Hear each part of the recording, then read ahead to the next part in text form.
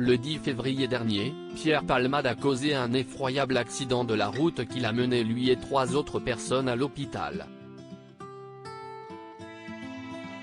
Ayant été testé positif aux stupéfiants lors de son arrivée aux urgences, l'humoriste de 55 ans est assigné à résidence dans sa chambre à l'hôpital du Kremlin-Bicêtre, depuis qu'il a fait un AVC fin février. C'est là qu'il attend son procès pour homicide involontaire, risquant 20 ans de réclusion. Mais ce n'est pas tout. En plus de ses démêlés avec la justice et la drogue, l'ancienne acolyte de Muriel Robin se retrouve endettée et ciblée par les créanciers, comme l'ont révélé nos confrères de Closer ce mercredi 6 avril. D'après le magazine, qui a repris les déclarations de sa sœur au policier chargé de l'enquête, la star doit 250 000 €. Cette dette importante a été contractée par Pierre Palmade auprès de l'URSSAF, de l'impôt et de son producteur. L'humoriste n'aurait que 3 mois pour rembourser cette somme, sous peine de voir sa somptueuse demeure de Célie en bière saisie par les autorités. En effet, ce ne sont pas ses revenus mensuels qui peuvent l'aider à rembourser sa dette. L'ex-mari de Véronique Sanson a estimé les coûts de son train de vie à 6 000 € mensuels auprès des enquêteurs. Une investigation réalisée par BFM Télévision a relevé qu'il ne toucherait que 5 000 € par mois issus de ses droits d'auteur, l'artiste étant dans l'incapacité de travailler à cause de ses addictions aux drogues. En raison de son placement sous contrôle judiciaire, la star n'a, en outre, plus aucune source de revenus depuis 2 mois.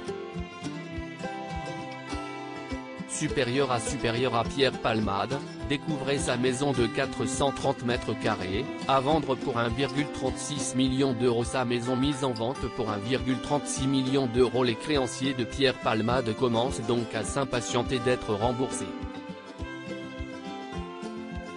Selon nos informations, la vente du corps de ferme a été suspendue car les agents immobiliers recevaient des appels curieux, ont précisé nos confrères.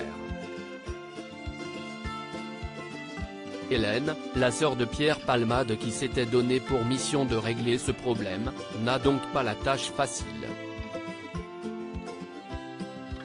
Celui qui s'est autant illustré au cinéma que sur les planches pourrait avoir du mal à se séparer de ce bien d'une surface de 430 m² habitable sur un terrain de 3571 m² à 45 km de Paris, acheté en 2017.